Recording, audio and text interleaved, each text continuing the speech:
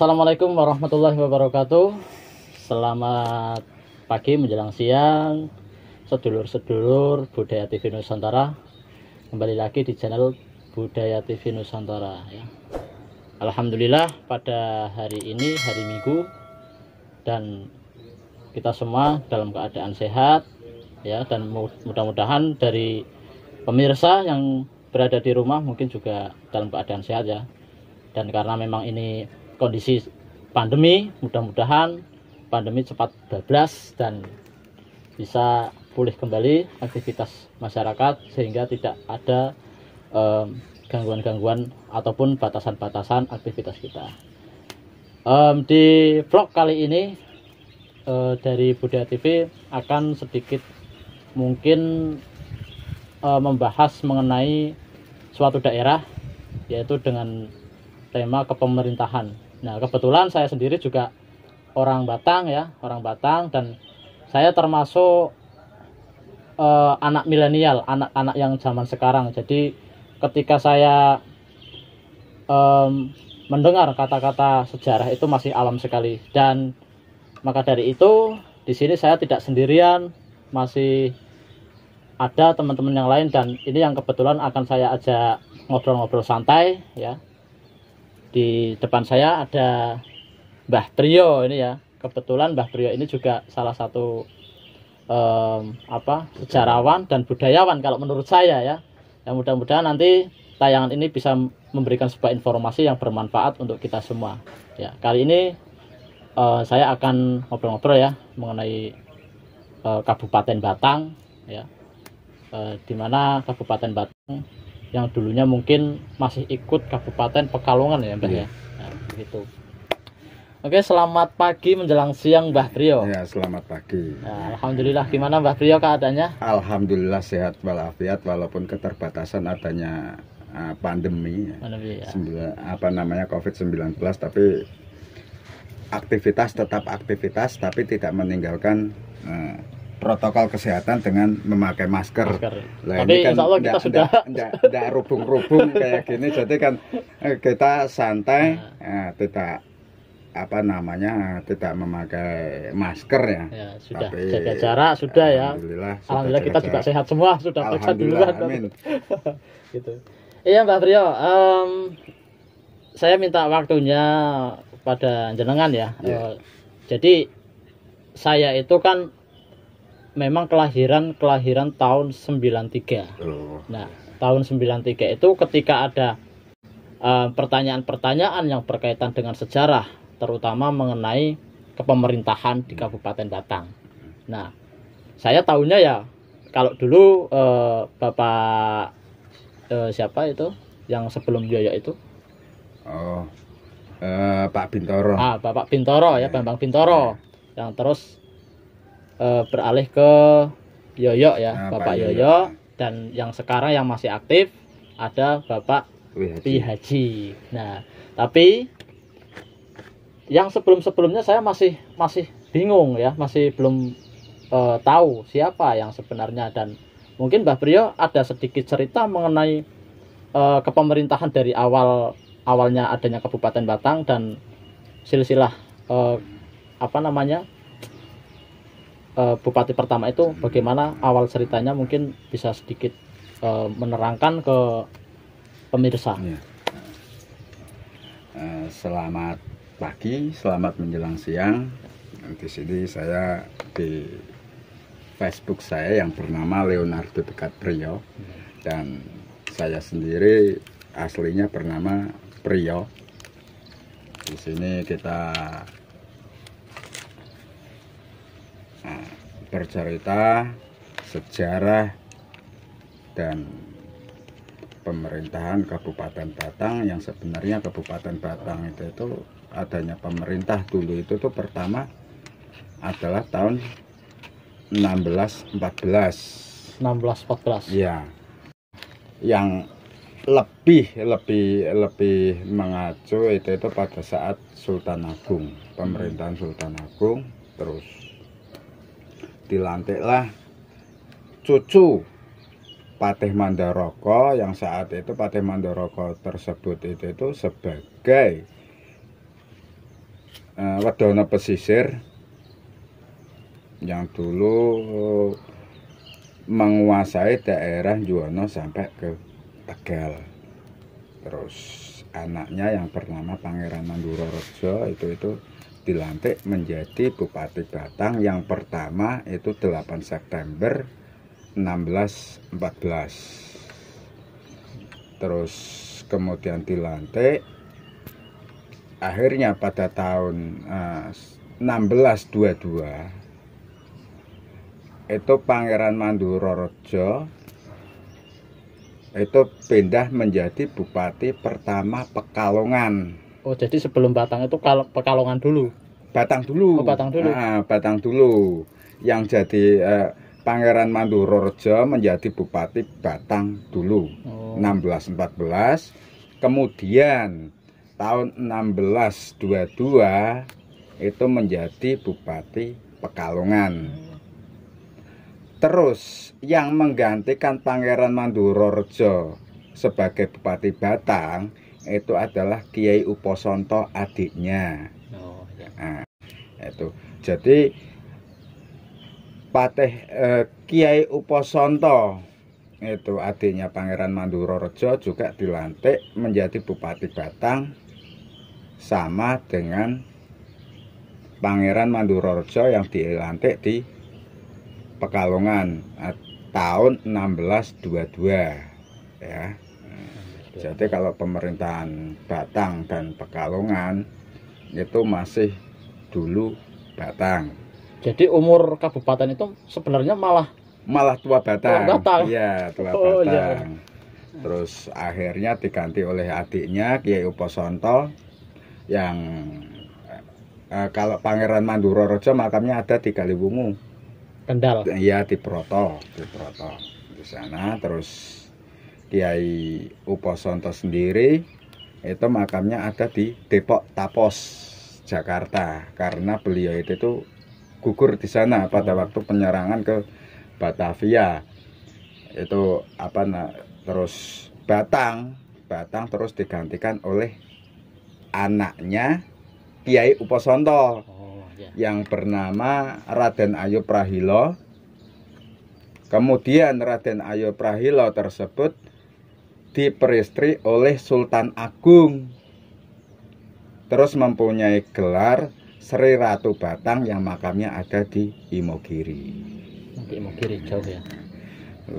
Itu kan pada saat kepemimpinan Raden Ayu Prahilo atau Sri Ratu Batang, karena keduanya Pangeran Mandurareja dan Kiai Uposonto itu untuk menyokong Tumenggung Baureksa pada saat itu penyerangan ke Batavia.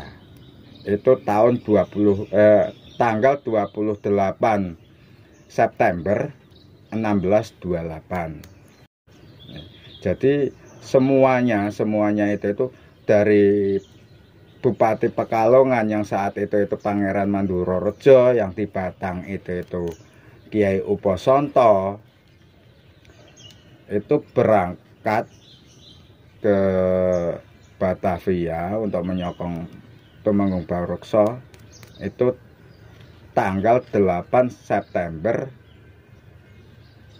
8 Agustus 28 Agustus 1628. Setelah itu diganti oleh anaknya Kiai Uposonto yang bernama Raden Ayu Prahilo atau dengan gelar Sri Ratu Batang, karena beliau diperistri oleh Sultan Agung. Dan Batang sendiri sebenarnya ikut andil di dalam Mataram karena putra dari Sultan Agung sendiri yang bersama Sri Ratu Batang itu menurunkan Raja-Raja Mataram atau yang bernama Raden Sayyidin atau Amangkurat I, terus hingga sampai sekarang. Monggo ada pertanyaan lagi. Jadi itu bupati yang pertama? Iya, ini yang tadi saya bahas berarti Bupati Batang yang pertama, kedua, dan ketiga. Oh, jadi langsung ya lah kiprah beliau itu jadi kan seperti Pangeran Mandurareja juga saya sangat mengisi di Batang. Terus adanya buku-buku dari Haji de Graaf itu Tahta Mataram itu ada di Haji de Graaf yang di situ juga banyak aib, tapi kan tidak bisa saya utarakan di sini. Kemungkinan penulis juga ada kepentingan untuk pribadi dan negaranya, otomatis orang-orang penulis juga kan masih nasionalisme ya, menjunjung nasionalisme tentang bangsanya. Monggo, nggak ada pertanyaan lagi, Mas. Jadi itu ya, dulur-dulur semua, semoga bisa paham dan mengertilah ya dengan apa yang diutarakan oleh Mbah Priyo. Cuma saya juga ada sedikit penasaran, Mbah, antara kepemerintahan zaman dulu dan zaman sekarang. Kalau zaman sekarang itu kan untuk memilih sebuah pemimpin itu melalui pemilu ya, Mbah ya. Tapi kalau dulu itu sistemnya gimana, Mbah? Kalau dulu itu kan memang langsung ditunjuk langsung oleh kerajaan, oleh raja. Dan bupati-bupati tersebut pasti masih adanya keterkaitan dengan keluarga, dan seperti kerajaan dan bupati juga tidak lepas dari sistem monarki. Jadi masih adanya keturunan dan semuanya itu masih dihitungnya itu masih kerabat. Jadi tidak bisa dipisahkan satu dengan yang lain, karena supaya gampang untuk pembentukan suatu pemerintahan. Jadi kalau dulu itu belum ada pemilu ya, Pak ya? Belum ada pemilu. masih dalam lingkup keluarga ya, keturunan begitu ya. Ya, yang namanya pemerintahan Kabupaten Batang itu dulu yang menjabat terakhir adalah Raden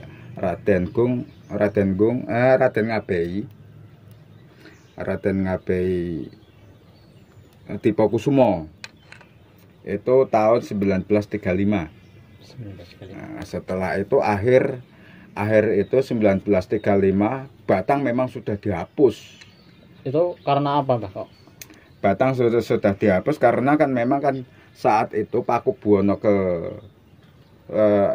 pemerintahan Pakubuwono kedua, ketiga atau kedua, itu Batang itu seluruh Pantura, pesisir Pantura itu digadeka memang sudah lepas dan diberikan oleh VOC saat itu ya. Semua itu dari Gresik hingga Tegal itu yang saat itu yang menjadi Wedono pesisir adalah Pangeran Cakraningrat yang kedua, berarti masih keturunan Madura saat itu. Jauh-jauh dari sana ya. Jadinya memang pada waktu Amangkurat I itu Pantura itu juga tidak lepas dari Batang, itu digadekan oleh VOC pada waktu itu Amangkurat untuk mengembalikan keraton yang ada di Pleret. Nah, setelah itu adanya perjanjian Giyanti antara Kasunanan dan Kasultanan. Paku Buwono itu, Buwono itu Pantura itu memang sudah lepas. Padahal Pantura itu kan luas kan. Iya, itu bayangkan saja itu dari Gresik. Dari Gresik hingga sampai Tegal itu kan panjang sekali. Nah, pada saat itu makanya dengan leluasannya kolonial pada saat itu membuat jalan Dandeles dari Petarukan hingga sampai ke Jawa Barat itu. Makanya kan di sana kan pada saat itu di Batang itu adanya proyek tersebut, itu yang menjadi Bupati Batang adalah Sidorawuh. Sidorawuh di sini itu tuh jadi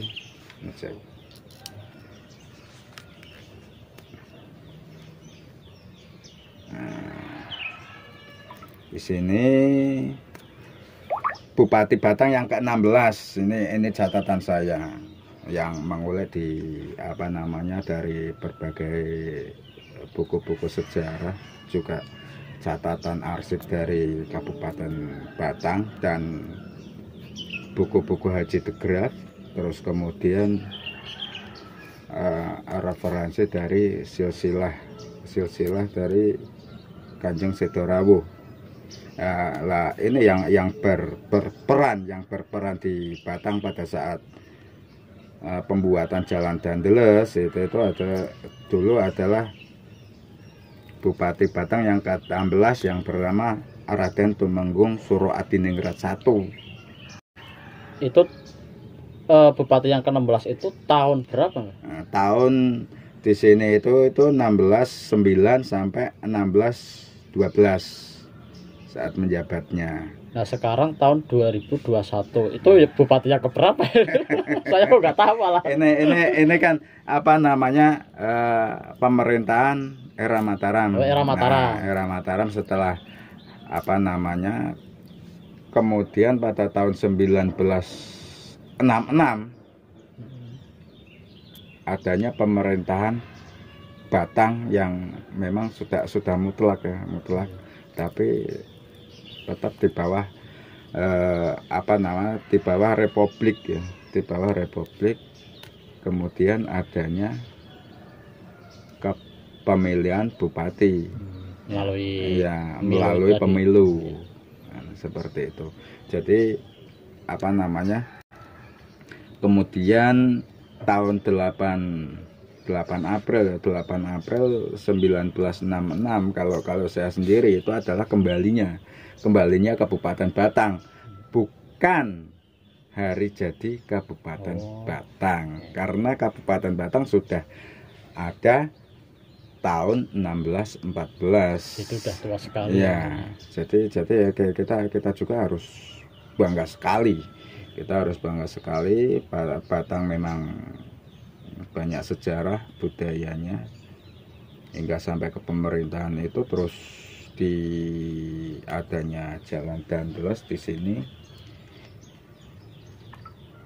itu yang menjadi pengawasnya itu langsung dari bupatinya, dan bupatinya itu dulu mengawasi di kawasan hutan alas Sumowono, Wonoyoso yang sekarang itu menjadi Adinuso. Itu hingga sampai ke Gringsing, Kalikuto itu perbatasannya kan memang di sana. Hingga di sana ada pejuang dari Batang yang memang tidak menginginkan, karena proses jalan Dandeles itu kan langsung akan menerobos ke hutan Robannya, sedangkan Roban di situ itu dulu memang ada pondok pesantren dulu. Iya, ada pondok pesantren. Terus akhirnya dialihkan supaya tidak di situ, dan sekarang ini yang sering kita lalui di situ, dan di situ juga yang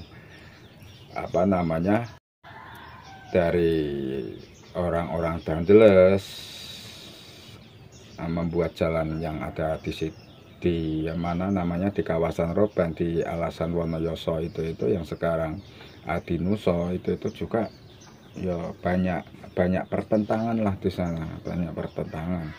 Terus akhirnya banyak korban hingga orang-orang Belanda itu menjuluki Alas Roban di sana itu Devil Cliff atau tebing setan, karena perlawanan dari orang-orang kita itu memang dari tebing.